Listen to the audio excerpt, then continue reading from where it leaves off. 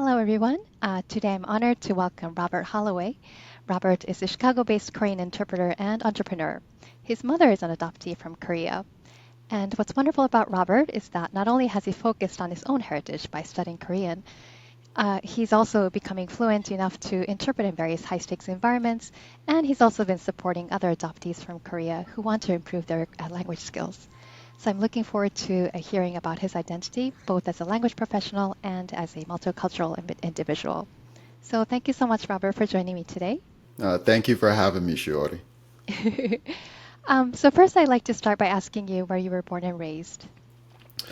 I was born and raised in Seattle, Washington, up in the Pacific Northwest, in the United States. Would you mind talking a little bit about your mother and how she was brought up, and was she also adopted in Seattle, etc.? Of course, people often ask me about my background, and I have to start when I'm going into the Korean aspects of it. I have to start with my mother's story. Mm. So, my mother was born in South Korea in the 1960s. And then shortly thereafter was adopted actually to Alaska uh, with an African American family. And to kind of give some background on that situation, after after the Korean War from 1950 to 1953, you had the first Korean president that was very adamant about for any children that are not full-blooded Korean, let's send them back to their father's country. That was kind of his policy at the time. Hmm. And so there was starting from the 50s was this first wave of adoptees that were being sent back to the United States. And then as time progressed, those numbers increased. So by the time that the 60s hit, my mother was also part of that. Her father being African American, and then her mother being Korean. So her father was African American, and then he was a GI who was stationed in South Korea, and then met my mother's mother. They conceived, and the story was from the adoption agency that he had a reason to go back to the United States, but on his way back to Korea, they had planned to get married. On his way back to Korea, he passed away in a traffic accident. Oh no. And so, because of that situation, our mother's mother decided to put our mother up for adoption. And she was about 2 years old at the time. So then she was put up for adoption. That's how she ended up in Alaska and was adopted to an African American family that lived there, which is really unique and peculiar. For one, because there weren't a lot of African American families adopting, at least from Korea that I'm aware of. It was mostly white Caucasian families, especially in the United States Midwest. But she was adopted there, and then she also had an older brother who was also half black, half Korean, who was adopted, and then they had a younger brother that was adopted as well. So they grew up there together, and then when my mother became around 7, 18 years old, they all moved, kind of slowly made their way to Seattle. And then she stayed there and, eventually met my father, and then I was born in Seattle. Oh my goodness, fascinating. Yeah. And the fact that they were adopted to a black a family in Alaska, as you said, I'm sure that's really rare. And so that culture, I'm sure, has been ingrained in your mother this whole time. Yeah, absolutely. Absolutely. She didn't, being adopted so young and then not being adopted into a Korean centric family, she didn't really pick up the culture. She doesn't speak Korean. I mean, outside of like, hello, she doesn't speak Korean, doesn't know too many of the aspects of the culture, but knows, is more like involved with Black culture, Black American culture. That is amazing. And if I may turn to you, so growing up, I assume in a household where you didn't have a lot of touch points with the Korean culture, like how did you decide that this is something that you want to look into and you want to learn the language, study abroad there, etc.? So, growing up, so my mother had a keen interest in finding her parents, especially her mother. And so even when she was around 16, 18, maybe 20 years old, from that point on, she started her adoption search. She was reaching back to newspapers in Korea. She was reaching back to the adoption agency to try and get more details and just continue that search.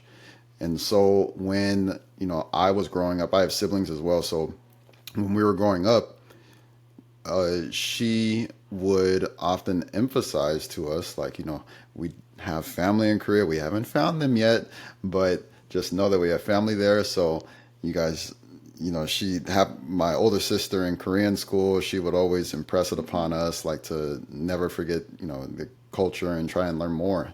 And it would be to the point where, we're eating American food at home. We can have like hamburger fries and, salad. And she's like, use your chopsticks. And it's like, this isn't quite the food for chopsticks. It doesn't matter. Use your chopsticks. Like, okay, okay, okay. So Wow. by the time I turned 18 and was preparing to graduate high school, at that point, everyone in the life is making decisions like, when I go out into the world, how am I going to benefit society? How am I going to change the world? What am I going to contribute, or what am I going to do? Some people say marketing. Some people, I'm going to be a lawyer. I'm going to be a doctor. I'm going to do this. The only thought that I had on my mind was, I want to do something with this Korean stuff. Mm. Mhm, mhm. I want to do something with this Korean stuff. So from that point on, I started studying. I briefly attended the University of Hawaii. And in the midst of that, after like a year, year and a half, I'm telling myself, if you want to learn a language, you just go to the country. Mhm. and so and so I made the decision to go and then moved to Korea for about a year. I went to a language academy specifically focused on learning Korean language and culture.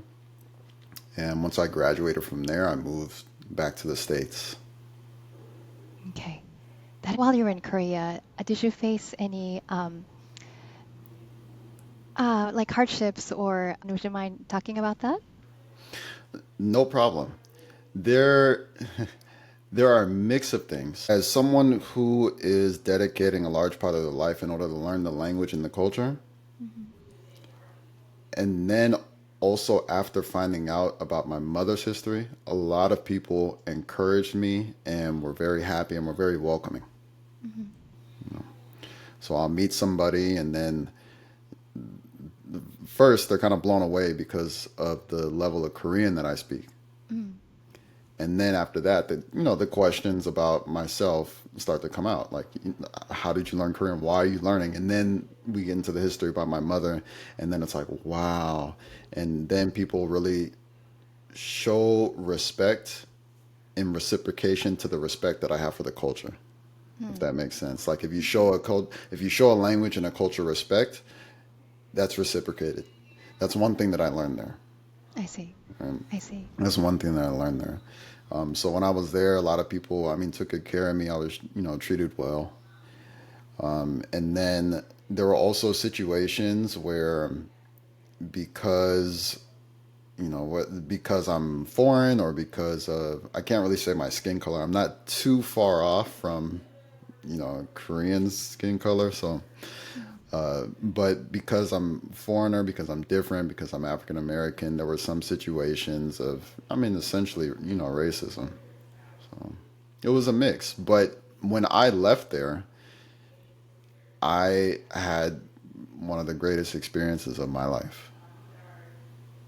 That is wonderful. And you've gone back since a few times? Yes, let me see, I've been back maybe 4 or 5 times, and then we'll continue to return annually. Oh, that is wonderful. So it's kind of like your second home now. Oh yeah, absolutely. Okay. And I don't think I actually heard whether it was resolved, whether your mother was able to find her parents or her mother. So this is really where we get into the meat of our story. Okay. You remember how I told you the adoption agency told us that our mother's father had passed away? Mhm. A few years ago, I went and visited my mother, and then asked us to do a DNA test as part of this family search because she was searching for so many years, and then she kind of like passed the baton to me because she saw the affinity that I had for Korean culture, or the interest that I had in the culture and finding family. I mean, every time I return to Korea, I spend time trying to find our mother's mother in that side of the family, Hmm. and every time. And she's been on, you know, we've contacted the adoption agency, we've gone to the place where she was born, visited the city hall, she's appeared on Korean TV, all of that. Wow. So anyway, the she did a DNA test, ancestry.com here in the States, and one of her cousins popped up from her father's side. Okay. And so we got in touch with them and were communicating. And eventually I went out there and visited them. Oh, wow. And fortunately enough, the cousin that we were in contact with was that person in the family. You know, every family has someone who like knows all the family stories and keeps Hmm. all the records. And Yeah. yeah, so it was that person. Wow. So he knew everything. And then we we weren't sure who my mother's father was at the time because the family was large. Hmm. And here's the wild thing. In my mother's father's generation, there were 7, 8 men, Okay. all similar age, black Americans, and every single one of them was in the military. Hmm. Now, in the 60s and 70s, the United States was at war in Vietnam. Right. So if you enlisted, you were sent there. I mean, Vietnam was hot in the Hmm. 60s and early 70s. Yeah. Each and every single one of those that were in our family that enlisted were sent to Korea. Wow. I have no clue how that happened. Amazing. Every single one of them sent to Korea. So through records, we narrowed down who our mother's father was and, identified who in the family it was. And then we discovered some more interesting things about his story. And it turns out that he did not pass away when the adoption agency said that he passed away, What? but he was alive for an additional 9 years and passed away in California. Oh, I see. So as we explored further, we found out that he had introduced my mother's mother, his fiance, to his family back in the United States, Wow. which, which not in person, but like through communications, letters, or phone calls Hmm. back and forth, which means that he had a vetted interest in continuing that relationship Yeah. and even bringing his family, his new family, back to the United States. Hmm. However, according to the military records, he suddenly left Korea and then he moved to California. His family is all the way on the East Coast. Okay. He moved to California and he lived the rest of his years there. Did not contact anybody in his family. Zero people. Everyone thought he was dead. Everyone thought he died in some ambush or some war because they didn't hear Yeah. from him. Oh my goodness. All these years, they thought he was dead. And according to his death certificate, it was a liver disease, which means essentially he drunk himself to death. Oh my And it's like, goodness. what is going to happen for somebody to have a family and then leave, not contact their family, and then drink themselves, until they pass away? Like, Hmm. what sort of issue, what has to happen in a person's life? Right. So, fast forward a couple of years, and I go. This is last summer. I attend the conference by the name of IKAA, IKAA, Hmm. the International Korean Adoptee Association. It's the largest Korean adoption conference in the world. Okay. And it only Hmm. happens like every 3 years. So I go there and actually to present and talk about speaking Korean. And the first night that I'm there, I'm this is so crazy. The first night that I'm there, I meet two people who were born in the same town as my mother. Wow. One who was maybe like a year apart from her, Hmm. and the other one who was about like 10 years younger than her. Hmm. Both of them, both of the ladies are mixed. They're half black, half Korean, just like my mother. Hmm.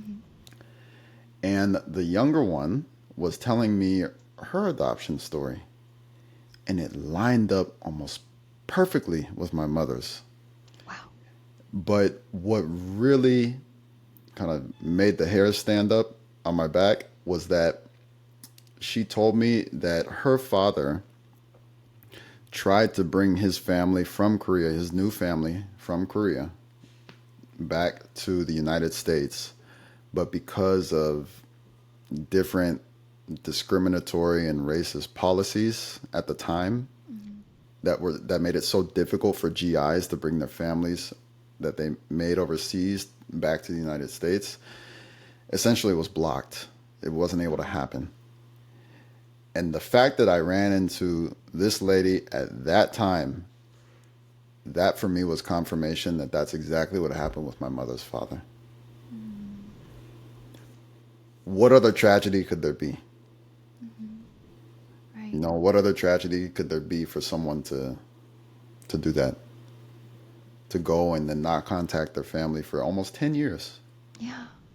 live out the rest of their lives by themselves, and I mean, Oh. essentially, drink themselves to death. So that we discovered was the history of my mother's father's side. Hmm. As far as my mother's side, we're still on the search. And the next Okay. step is to do a Korean DNA test, Mm. which they have for Korean adoptees nowadays. Hmm.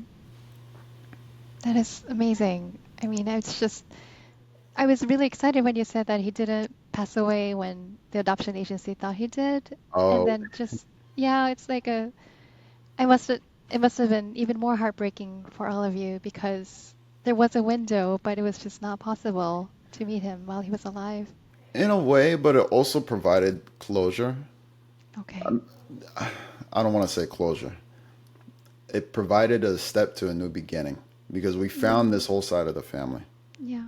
and they were very welcoming and happy to know that we were here. And one more thing is like to Hmm. when I discovered about the all of my uncles who had been in the military and all of them had somehow it's kind of like the world somehow found them in Korea. Hmm.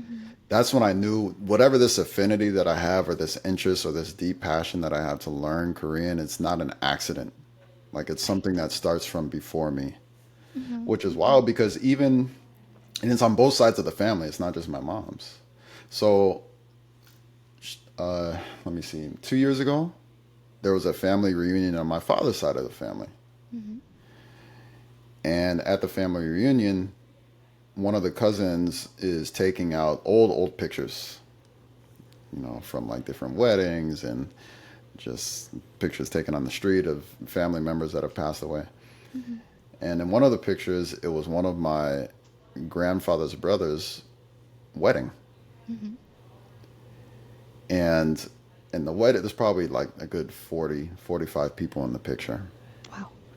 And so my grandfather's brother and his wife are in the center, and then you have people, surrounding them. And I look at the bottom right of the picture, and there's this peculiar Asian man. And I asked my cousin, like, who is that? Hmm. And he was like, oh, yeah, that's what's that guy's name? He was the chef, and he was good friends with your grandfather, and he cooked the food for the entire celebration. And he said, oh, yeah, his name was Hotak. I said, Hotak? And he said, yeah, Hotak. I said, okay, that is an old school Korean name. Hmm. That is an old style Korean name. And for whatever reason, for me, that just was one more thing added. that emphasize it's no accident that I have this affinity towards the Korean language and culture. Hmm. Hmm. It definitely was meant to be. It's incredible how both of your parents are somehow related, connecting the Korean and Right, Black culture. right, right, right. Wow. Thank you so much for sharing that. Yeah, absolutely. And I also wanted to ask, related to that, Hmm. how you came to decide to hold classes, Korean language classes for adoptees, because I was looking at your website and you mentioned how there's a sense of shame for some of them if they have ancestry in Korea but they don't speak the language. And so, what sort of discussions do we have with them? I'm sure there's straightforward language lessons, but also do you talk about identity and things like that? Yes, absolutely. So if we go back to the history of adoption, I was touching on the president who had the policy of like mixed children, send them back to their father's land. Because you would have numbers of GIs from like either white Americans or black or other races that would come and they would have children with women. And then the president was like, we need to keep our lineage pure. Essentially, that's what he was saying. So that was a policy for some time, but then you also have children who are put up for adoption and both of their parents are Korean because you have cases where children are born out of wedlock. Ah, Like Korea is a very, very conservative country, historically very conservative. hmm. And, it's been coined the Hermit Kingdom because for so long it stopped outside influence. Mm. So even in the 1900s, there's a strong effort to preserve, those customs.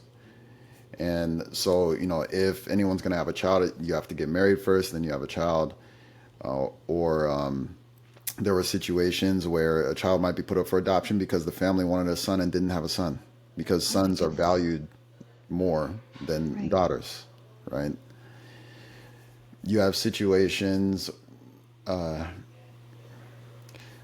you have situations where children are taken without the parents' knowledge and then put up for adoption Oh, that's terrible. because a portion of the adoption system, it really became monetized to the point where each child that's put up for adoption becomes a good few $1,000s that either the government or these private adoption agencies are making.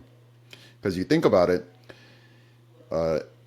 you find a child that is able to be adopted, and then you connect them with a host family in the United States. Hmm. And with these particular Korean adoptions, you don't have to come and see the child first. Korea will prepare the child, put the baby on a plane, and then a representative from the agency will deliver, deliver them to your door. And so it became a type of business. And that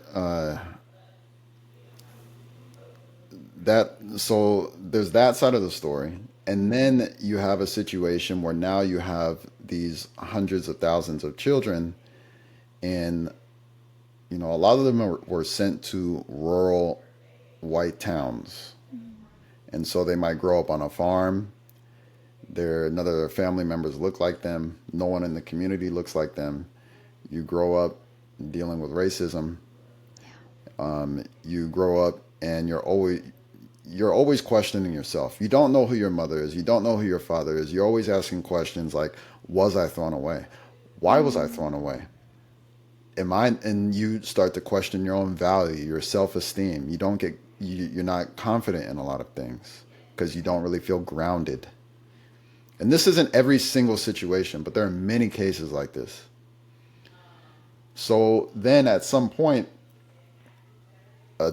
uh, people grow up and then they have a drive in order to find out more about their history and really find their parents and see if they're still alive and find their family and learn about this Korean culture. Hmm. So you have many cases where adoptees will learn Korean, maybe study somewhere in the States, and then go to Korea and try to do something as simple as maybe order coffee. Mhm.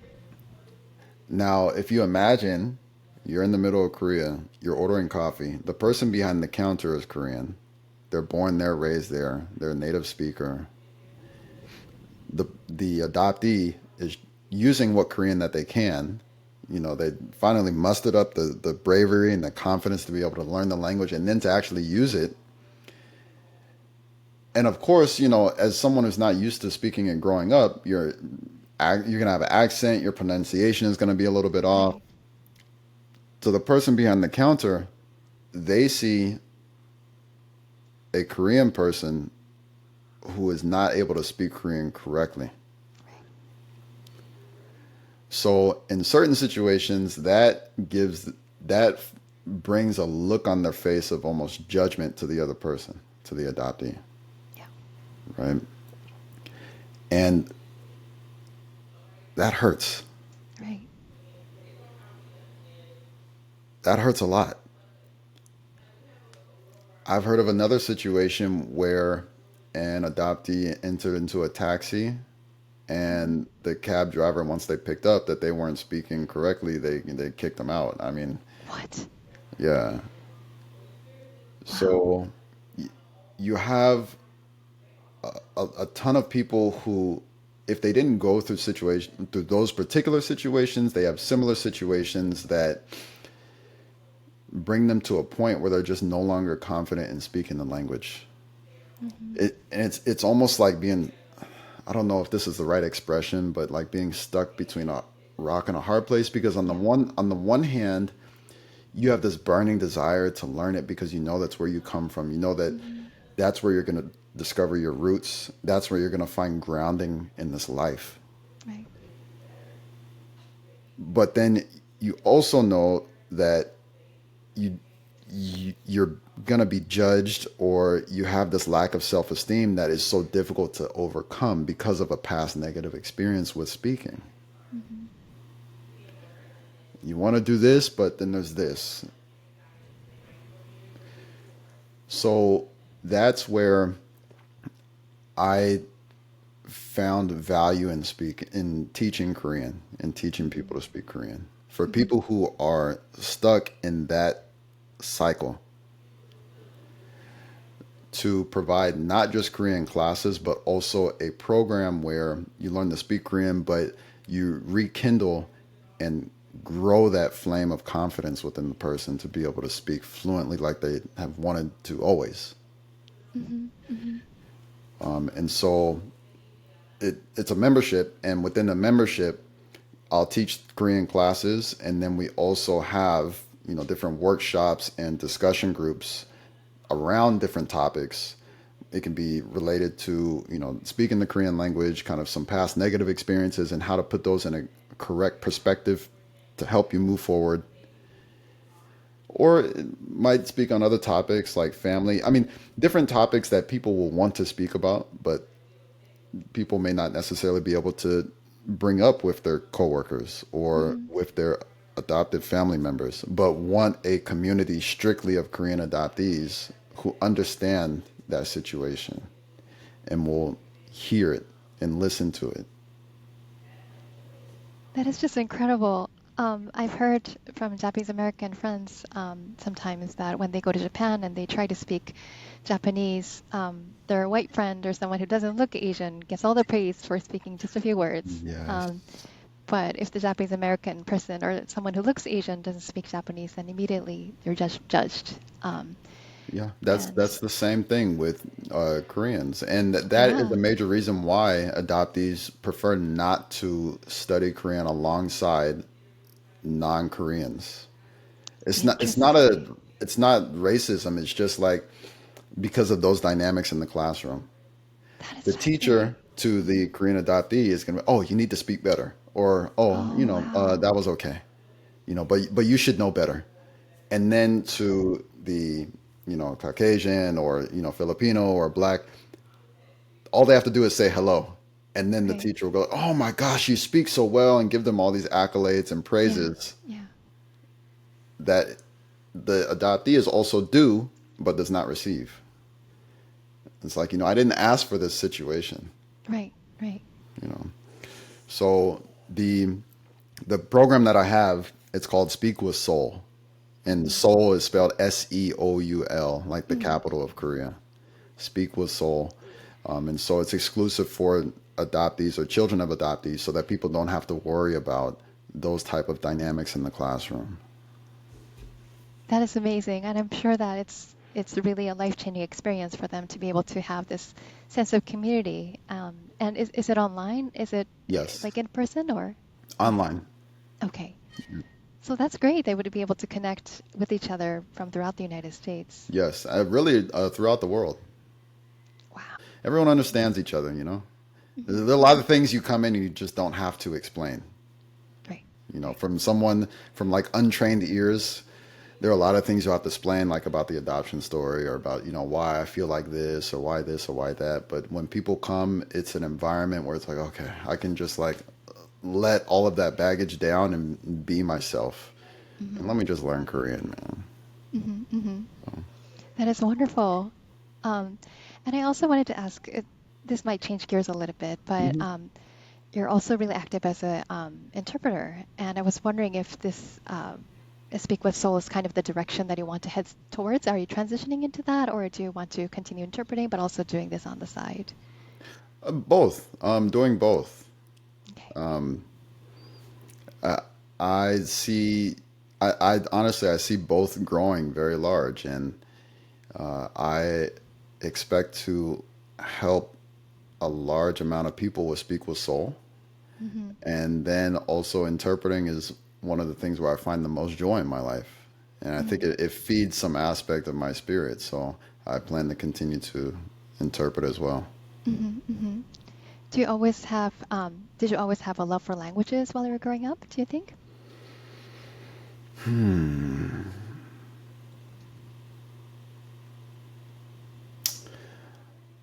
Growing up, I had a love for diversity. Mm. Where we grew up in Seattle, our elementary school was very diverse. And I remember our high school was probably 70% Asian. Wow. And that would be like Chinese, Vietnamese. There weren't a lot of Koreans, um, if any.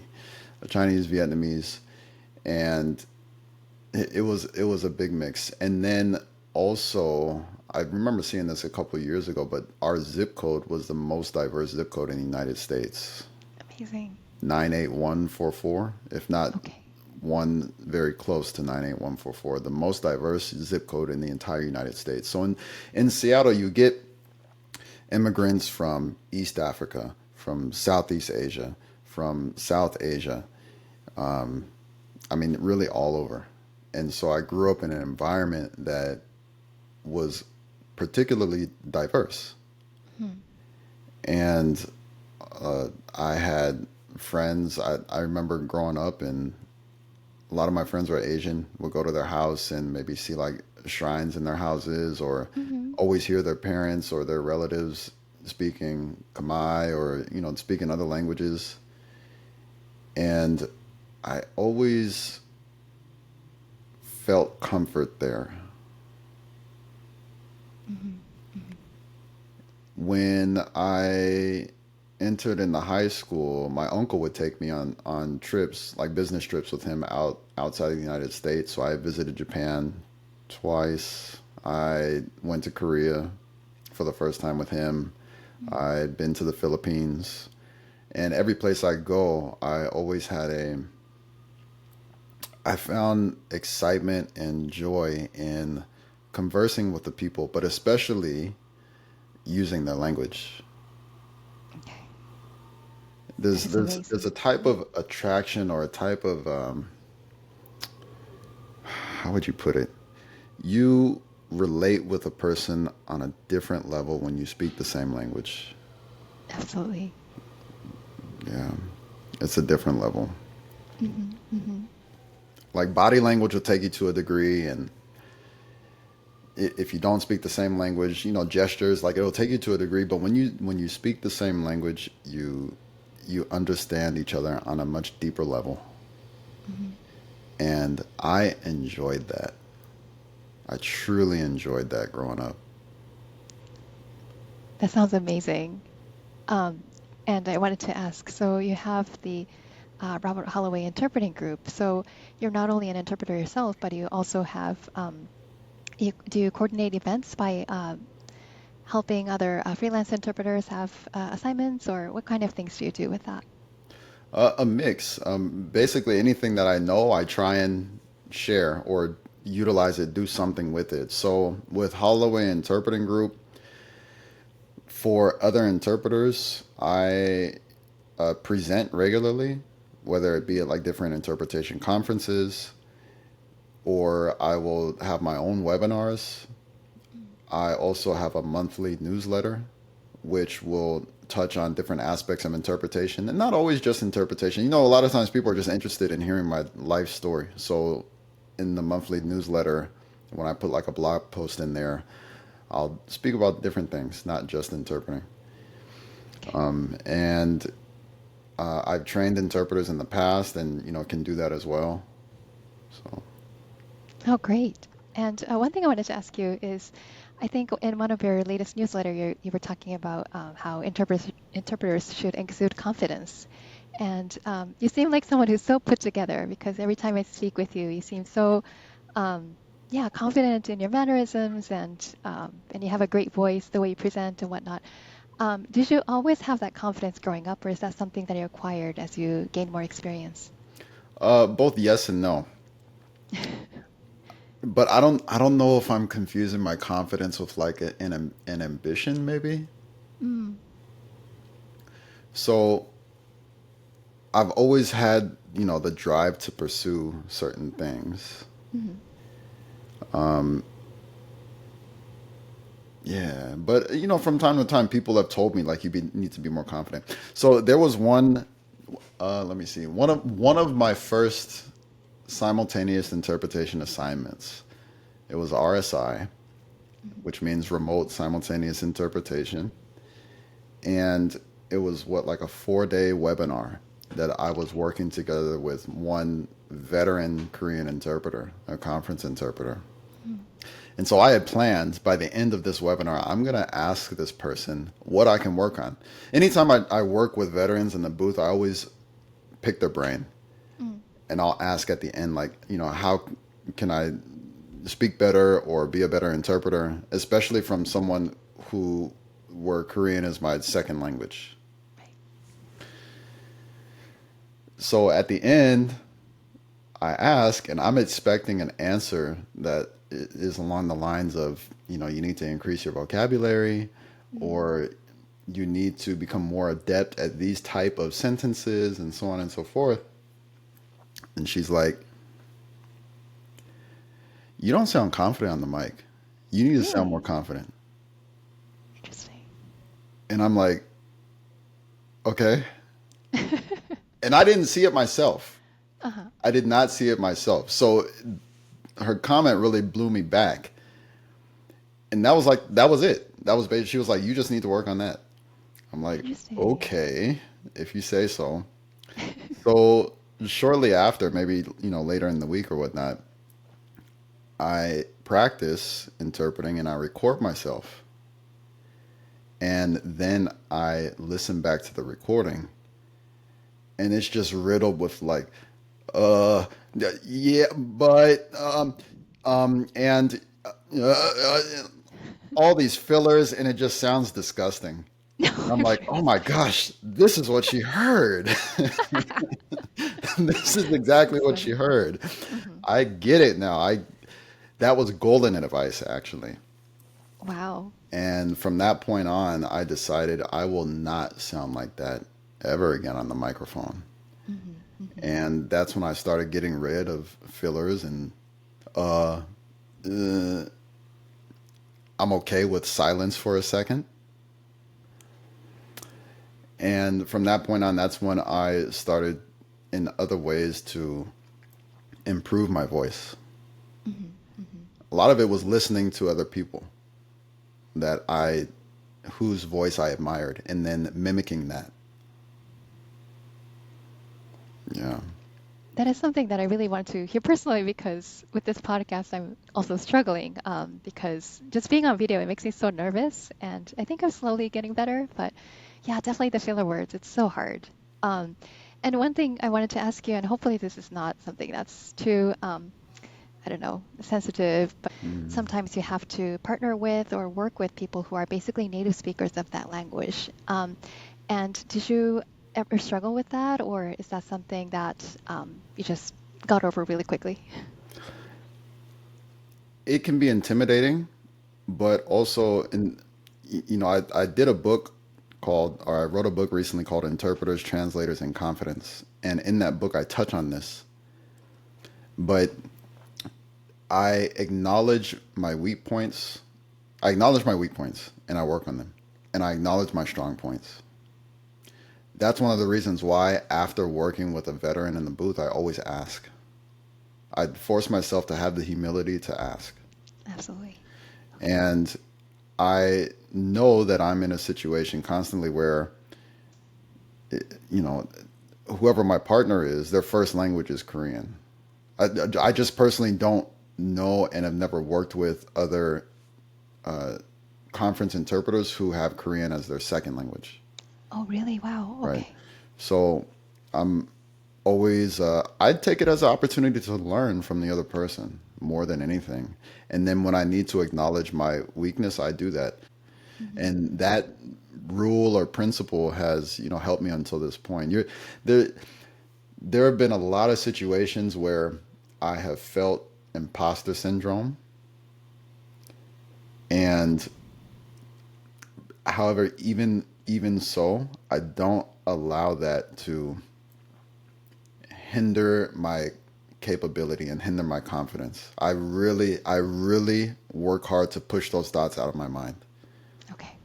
You know, you can know that your partner is better than you, but if you're working with, you just have to put it in a good perspective. If this person is better than you, instead of having the perspective imposter syndrome, you have the perspective, okay, I'm going to learn from this person. I'm going to pick your brain. As you're interpreting, I'm writing down your sentence. I like that word that you use. I like those sentences that you use. Like I'm copying you, and that's going to help me become better. And you just put your focus there. You can fill your brain with any thought. I choose not to fill the brain with negative thoughts when I'm interpreting. Hmm. Hmm. And that's really inspiring, and that's something that I think can apply to all sorts of things that we do in our life. Just how we live, basically, think positively, and continue to learn from others. Thank you Absolutely. so much. Absolutely. Yeah. So I think this is the last question. Would you have any advice for people who might be struggling with their identity and trying to fit into the community and things like that? Well, it's a very broad question, but I would say, I mean, what helped me was exploring your culture. And what I found is the importance of culture is that every human being at some point in their life comes to the question of, why am I here? You know, what's my purpose? What is, my identity? And that's not just 2024. It's not just, 2013, but, hundreds, thousands of years. Like, human beings have been asking that. But the value of a culture is that people have come together in communities, and based on where they are in nature, based on where they are in life, have defined themselves the best that they possibly can, and then taken those principles and taken, those values, and then passed it down to their children and their children and their children, so that every next generation that comes has a strong foothold. Mm. From that foothold with your culture, you know the foods to eat, you know how to heal yourself, you know how, the clothes that you wear, the names of your ancestors, and so on and so forth. Some people will stay within that culture very tightly, and some people will use that as a basis and then explore more. learn, go see other aspects of the world. But you, your culture provides a foothold. It provides a foothold. That's what it's done for me. Hmm. Hmm. And once you have that foothold, and once you know that, that is kind of right in your life, then that gives you confidence to go do whatever else that desire to do. And this is fascinating because, so when I ask this question to other people, um, a lot of the advice has been like how to live your own life. And this is the first time I'm hearing an answer that really goes into the history of it all. And I think it might be reflective of the history that we just talked about, how your family ancestry and looking into your grandparents and whatnot. So this is a fascinating answer. So thank you very much for that. I'm learning a lot. Yeah, absolutely, absolutely. I mean, we, it's like you are born into the earth, and it's not. We're not the first ones. We're coming into something that's already operating. Yeah. Like we didn't come and then create the trees. Like you're coming into something that's already operating. And a culture is the same thing. But once you discover your culture, you find that you learn more. That's when you can say, like, this belongs to me. Like Hmm. you can, gosh, you can eat. Just first example that comes to mind. You can eat sashimi and Mm. feel within your being like this is mine. Like this belongs to me. This is what my people do. Mm. Once you have that firm grounding within yourself, then that gives you the tool to be able to go anywhere in life. You know? That's true. Well, thank you so much for that. Okay. I think we went over all the questions that I wanted to ask, but is there anything that I missed or anything you'd like to add? Uh, no, I just want to say thank you for having me. And if you want me on again, I'd be more than happy to come back on the podcast again. Thank you. All right, thank you Um, so much, Shiori. oh, thank you.